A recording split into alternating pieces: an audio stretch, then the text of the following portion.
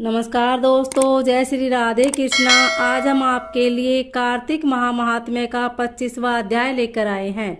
अध्याय सुनने के बाद आप हमारे चैनल को सब्सक्राइब करें, बेल आइकन को प्रेस करें ताकि हमारी वीडियो की नोटिफिकेशन सबसे पहले आप तक पहुंचे। वीडियो को लाइक और शेयर जरूर करें। सुना प्रसन्न ऋषियों का और बोले सूत जी ज्ञानी। 25वें अध्याय में सुनो श्री हरि की वाणी। तीर्थ में दान और व्रत आदि सत्कर्म करने से मनुष्य के पाप नष्ट हो जाते हैं, परंतु तू तो प्रेत के शरीर में है, अतः उन कर्मों को करने की अधिकारिणी नहीं है।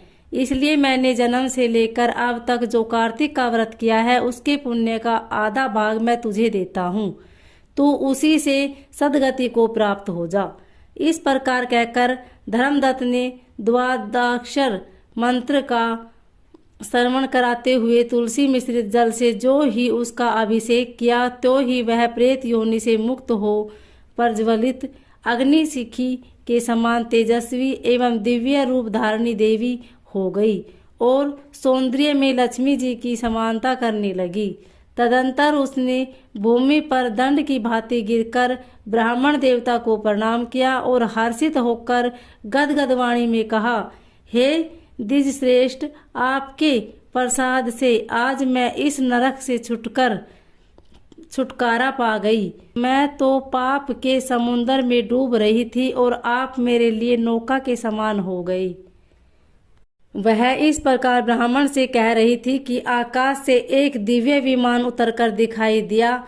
वह अत्यंत प्रकाशमान एवं विष्णु रूपी धारी पार्षदों से युक्त था। विमान के द्वार पर खड़े हुए पुण्यशील और सुशील ने उस देवी को उठाकर श्रेष्ठ विमान पर चढ़ा लिया। तब धर्मदत्त ने बड़े आश्चर्य के साथ एक विमान को देखा और विष्णु रूपी रूपधारी पार्षदों को देखकर साष्टांग प्रणाम किया।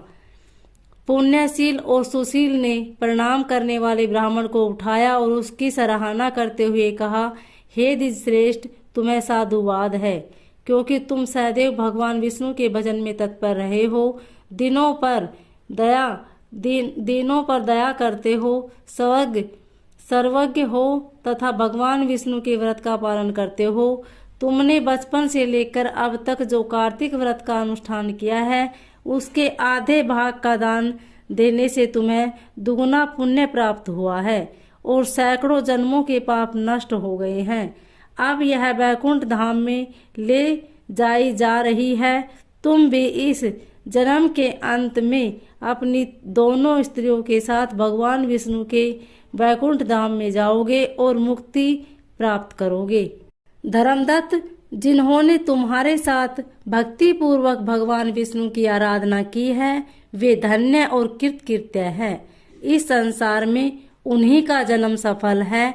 भली भांति आराधना करने पर भगवान विष्णु देहधारी प्राणियों को क्या नहीं देते हैं। उन्होंने ही उत्तानपाद के पुत्र को पूर्व काल में ध्रुव पद पर स्थापित किया था। उनके नामों का स्मरण करने मात्र से समस्त जीव सद्गति को प्राप्त होते हैं। पूर्व काल में गृहस्थ गजराज उन्हीं के नामों का स्मरण करने से मुक्त हुआ था। तुमने जन्म से लेकर जो भगवान विष्णु को संतुष्ट करने वाले कार्तिक व्रत का अनुष्ठान किया है उससे बढ़कर न यज्ञ है, न दान है और न ही तीर्थ है।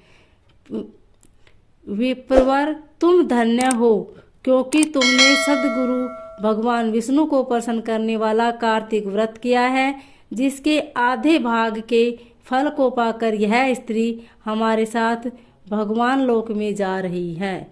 ओम नमो भगवते वासु।